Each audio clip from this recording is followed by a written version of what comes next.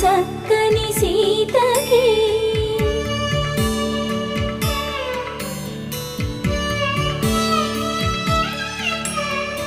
ఎర్ర జాబిలి చేయి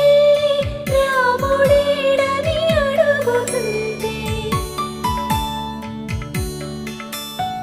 చూడలేదని పెదవి చెప్పే చెప్పలేమని కనులు చెప్పే నల్ల పూసైన